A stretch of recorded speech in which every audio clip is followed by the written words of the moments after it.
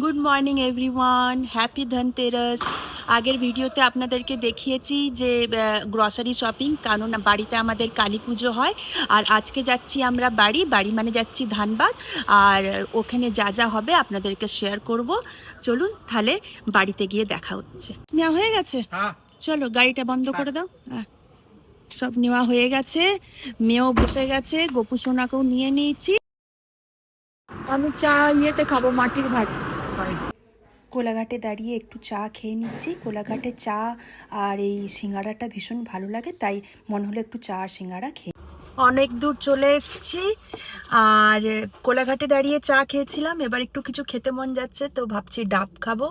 তো না না, জলটা আগে খেয়ে নাও, তারপর নারকেলটা বার করে দেবো। ইয়ে আছে, নারকেল আছে?